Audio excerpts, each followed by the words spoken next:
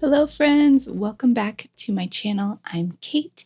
This is Diamond Painting and Dr. Pepper, and it is time for my May month in review and whip update. In this video, I'm going to start out by talking about any finishes that I had in May, and then I'll talk about the whips that I'm carrying forward into June.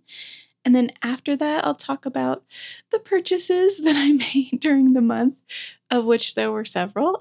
And then once we get through all that, I will talk about everything that I read during the month of May. So if you're only here for the diamond painting stuff, I'll get that all out of the way first, and then you're free to click away after that if you don't want to hear about the books. Okay, so starting off, I did have one finish this month, and it is Izzy the Beekeeper Witch by Erica the Goober, or Erica Wiseman. This is a 56 by 56 round kit, and I started it on March 31st and finished it on May 11th. So it went pretty quick for me since I'm a multi-whipper, but the fact that it was round, I don't know, it went really fast. And I have a whip wheel app that tells me which section to work on next every time it's time for me to diamond paint, and it seemed to want to roll this one a lot, so I got done with it pretty quick. This was actually the oldest kit I had in my stash. I got it in 2021, and it definitely showed signs of having been an older kit, just in the drill quality and the grid quality and everything like that, but it held up just fine. I had a great time working on it. The only thing that I really didn't like personally was the really thin plastic cover that they used to use back then. I finally just took that off and covered the rest with release paper because I was tired of dealing with the plastic. So other than that, I had a great time with this one. I loved the colors. It was very springy. It felt like a really good time to do this kit, and I'm glad that I had it in my stash and was able to complete it this year. Okay, now I'll talk about my whips. I technically have 4, but I didn't start one of them till June. I'll probably still talk about it. Anyway, the first one is Chocolate Dream by Miss Holly. This is a 65 centimeter by 91.8 centimeter square drill kit. I started it February 13th. It is so pretty. I love diamond painting food, and the colors in this one are just so happy, and I'm really enjoying it. Also, it's got frosted drills, and this is my first time working with them, and I am addicted to like running my finger over them. They're so soft. I love their texture.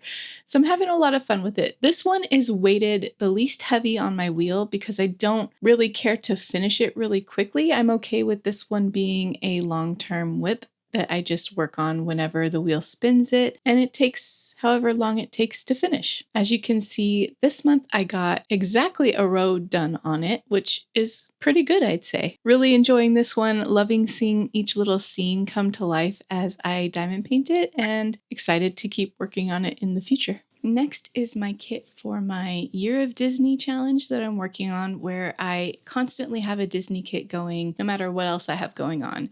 This is actually my second for the Year of Disney. I finished my first, I think, last month, and that was the first one I finished was Maleficent's Curse, and it was a big one.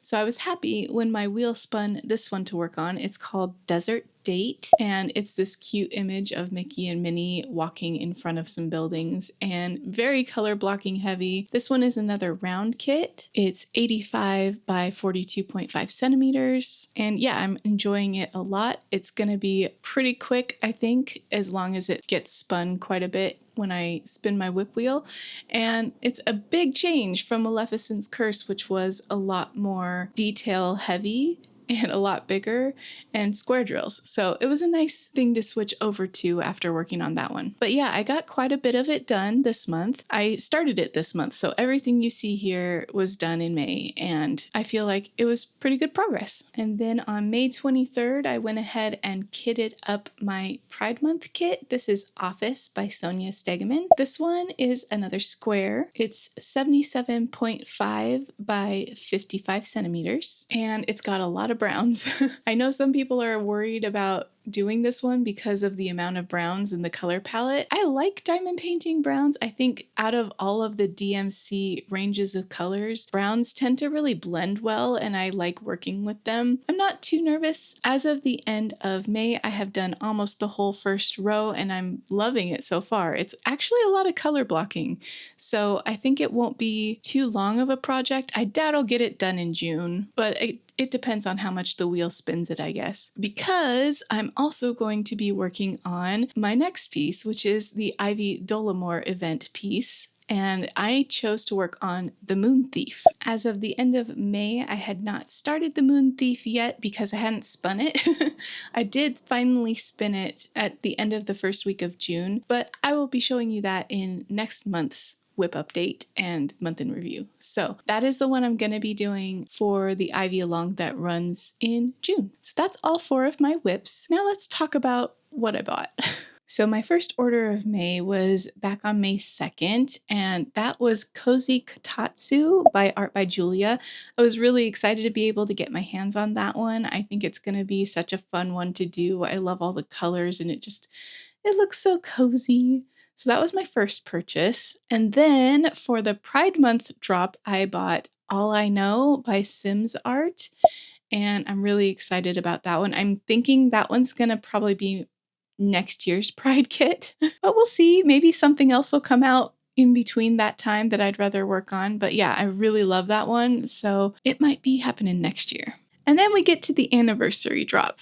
So if you watched my vlog from the week of the anniversary drop, you might know I had 14 kits on my list that I wanted. And I knew I wasn't going to be able to get all 14 because I knew it was going to be a feeding frenzy, which it totally was. But I love that, it's fun. So I went in kind of holding things loosely and being mostly okay with not getting everything that I wanted. There were several that I really wanted. And I got some of those and I missed some of those. So let's talk about it. I won't talk about all 14 I had on my list, but I'll talk about some of the major ones that I wasn't able to get after I tell you what I did get. So the ones that I was able to pick up are Summer Picnic by Mrs. Butter D and Fast Food Lover by Mrs. Butter D. Fast Food Lover was probably my number one must have from this drop, so I'm really thankful I was able to get it. I'm tempted to start that one as soon as it comes in, which looks like might be sometime in July. I kind of want to drop everything and work on it when it gets here because it reminds me of one I did, was it last year? Could have been the year before, Here for the Food by Mrs. Butter D. I had so much fun working on that one, and this one kind of feels like a companion piece to that, so really excited to work on that. Anyway, so I got those 2 by Mrs. Butter D. I did miss out on Olivia's Room, and that was one I definitely wanted by Mrs. Butter D, so hopefully I can pick that one up on restock. Okay, so that's 2 so far, right? I've talked about Fast Food Lover and Summer Picnic. Okay, so the next 2 I'm going to talk about are also both by the same artist, Brittany Ortega. She's a new artist with Diamond Art Club, and I was actually at least one of the people who suggested her as an artist because I saw her artwork on Instagram and fell in love. I ended up being able to grab both of her releases that dropped in this drop, and that is Cleaning Day and Cuddle Cube. I love both of them, so I'm very excited to get those. And then the other 2 that I picked up were Charming Cottage by Nathaniel Mortensen. There's something about this one. I love interiors. I love fantasy. This one has all of that going on, and it just looks like it'll be so much fun to work on. So I'm excited to do that one at some point. And then the last one I picked up was Magical Bookshelf by Runa Mariuti. And I don't know, something about this one, guys. And again, fantasy, magic, I love it. I am actually considering doing this one as a year-long project next year. It has 4 shelves on this bookshelf. I'm thinking I could do 1 per quarter, and it could be a year-long project because it's a pretty big kit. Like, it's one of those tall panel style ones. So I think if I separated it out by quarter and just did 1 shelf a quarter, it might be like a fun project to have for the year. So that's my thought on that one. And those are the ones that I managed to pick up. Some of the ones that I missed out on that I really wanted to get, other than I already told you about Olivia's Room, are The Cat's Meow Cafe by Miss Holly. I really wanted that one. It didn't even show up in my list of kits that I was looking through until after it had already sold out. So I didn't even get a chance to put that one in my cart before it sold out. Lilith by Chrisabug with the snake. Oh my gosh, I love that one so much. So hoping I can get that one on restock too. And then we had Celestial Dragons by Marigo Nasuli. That one also sold out before I even saw it, so I didn't get to grab that one, but it's definitely on my list for ones that I want to pick up in the future upon restock. And the last one I'll mention is Boundless by Yume. That one, again, sold out so fast I didn't even see it, but that's definitely one that speaks to me as a book lover and a reader, because it just kind of features that whole magical feeling that books give you when you're reading. It's like you're transported to a whole different world, and all of these options open up for experiencing things you never get to experience in your own life, and it just kind of really represents that for me. So yeah, those are some of the ones that I wanted but wasn't able to get, and then I'm very grateful for the 6 that I was able to pick up. Okay, I think that's everything as far as diamond painting goes. So if you're only here for the diamond painting stuff, thank you so much for being here, and I will catch you in the next one. And if you want to hear about the books that I read in May, then stick around and I'll see you in just a second. Okay, we're back. If you are hanging out for the book stuff, thank you for that. I love reading and I love talking about books, and I'm glad that you wanted to listen. Okay, so in May, I read 6 books. That seems to be around my average, 5 or 6 books a month, so I'd say that's pretty good. The first one that I finished was This Inevitable Ruin by Matt Dinniman. It is the 7th book in the Dungeon Crawler Carl series. I loved it. 5 stars. This series has me in a chokehold. I can't talk too much about what happens in this book because it's the 7th one in a series, but I will say the stakes just got bigger and bigger with this book and each book as you go into the series, and this one was no exception. There was a lot going on that just deepened the plot line and the danger and the intrigue, so really, really enjoyed. There were definitely some gory, gross parts and kind of tongue-in-cheek humor and stuff like that, which I think fits for the situation that they're in, which is the situation is so far-fetched that the humor has to be that ridiculous to meet that situation, if that makes sense. So it's not for everybody, I totally understand, but I am enjoying the heck out of this series. The second book I read was My Husband's Wife by Alice Feeney. I gave this one 4 stars. It's kind of a thriller, and I don't know, the premise seemed really intriguing. It was about this woman who went out jogging one night and then came home to find that she couldn't get in her house, and another woman who looked sort of like her answered the door and insisted that she was the one who lived there. And then she sees her husband behind this other woman and is relieved because, oh, he's gonna, set this straight. She asks him what's going on, and he says, I've never seen you before in my life. Who are you? Get away from our house. So I thought that was a really intriguing write up for a story, and I was really curious to see what was behind all that. I will say I was a tiny bit disappointed at what the explanation was. I don't know what I was hoping it would be, but it just felt, I don't know, like a little bit of a letdown, I guess, for some reason. There were lots of twists and turns in this book. Definitely not very predictable, I will say that. I just found myself not really being able to connect with any of the characters very much. No one was really super likable, and I have a hard time with that when I'm reading. I want somebody that I can latch onto and be like, okay, you're why I'm here. And I just didn't feel like that for any of the characters in this book, and that's why I knocked it down a star, but that's probably just a personal thing for me. It's a pretty good book. Okay. So then the third book I read was Burn for Me by Ilona Andrews, and this one I loved. I thought it was great. I gave this one 5 stars. I did have a little bit of a problem with the main male character being kind of pushy, not respecting boundaries, not listening when the main female character said no, but not in a way that was too cringy, I guess. He just gave me vibes of, ooh, I don't know if I trust this guy kind of thing. Like, he seems like someone who just would take what he wants, whether you have anything to say about it or not. And I do hope this is a series. So this was the first book in the series. And I kind of hope that it's part of his character arc over the series to become a bit more, what's the word I'm looking for? Considerate of what other people want or will accept.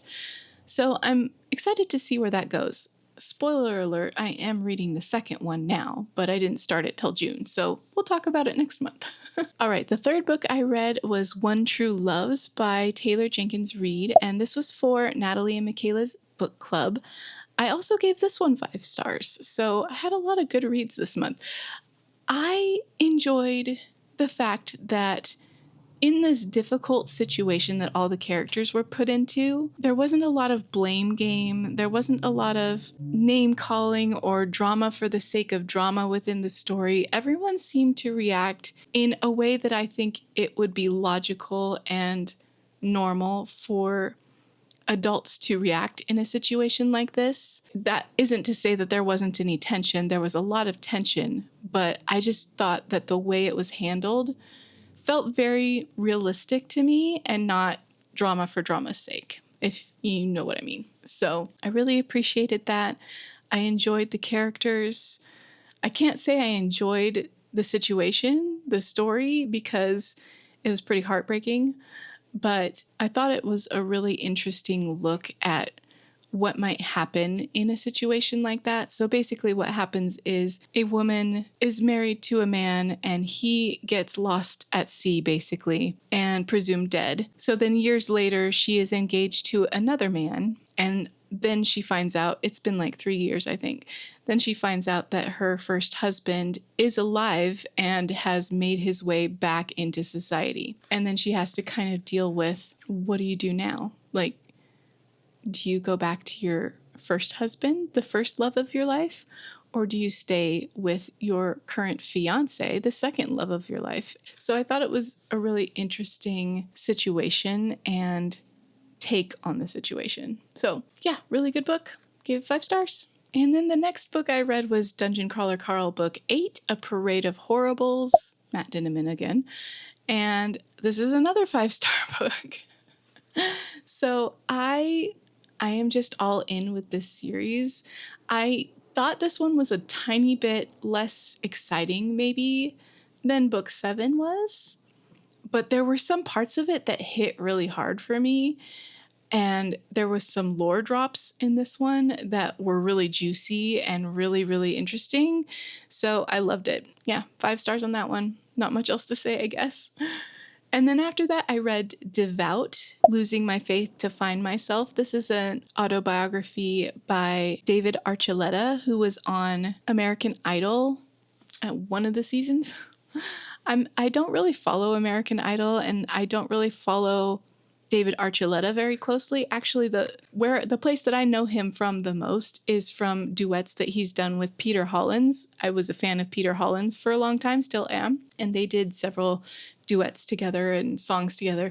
So that's where I mostly know him from.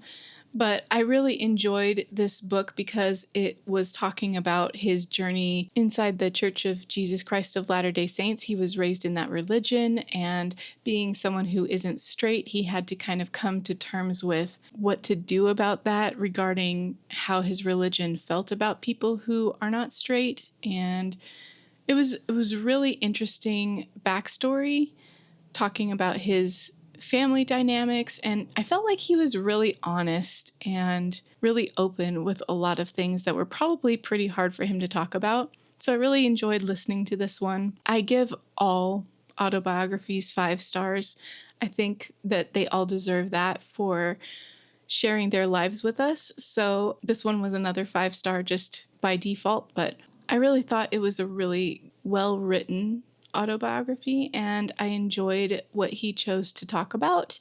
And at the end, he did sing 3 songs that he had written that kind of went with his story, and that was really moving too. So highly recommend this one. This is a very, very good book. All right, So that is all 6 books that I read in May. I do have some that I am carrying over into June. One of them is The Spear Cuts Through Water, which is my book club book with my kids and my friend Jessica. We are starting part 3 now out of 5, so we're getting a good ways through the book and it's getting pretty exciting. I also was reading Guards by Terry Pratchett, which is my first foray into the Discworld novels. I did finish it actually on June 2nd, but I won't talk about it till next month. So then the other one that was on my list of carryover books was This Kingdom Will Not Kill Me. That's also by Ilona Andrews. And I am still working on that one. I didn't read, I think, any in May. I need to get back on that. So if you haven't been around my channel before, my kids and I are doing this thing called traveling books, where we each choose a book and we annotate it, and then we're going to pass them around to each other and everyone else is going to read and annotate it. And this is mine that I'm doing. So I need to get on that a little bit more. I think it takes a little bit more mind power to do it because I know I can't just sit and read it. I have to have all my materials with me and be looking for things that I want to annotate or underline or highlight. And it's just a little bit more of a mental load. So that's probably why I didn't work on it at all in May, because May was a very busy month. So we'll see. My goal for June is to get through a lot more of that. That is everything. Thank you so much for catching up with me and listening to everything I got up to in May. Tell me down below if you read a good book in May, what it was, and if you finished any of your diamond painting projects or what you picked up at the Diamond Art Club anniversary drop, if anything. Yeah, let me know anything you want to tell me down below. That said, thanks for watching, and I will DAC you in my next video. Bye, everybody.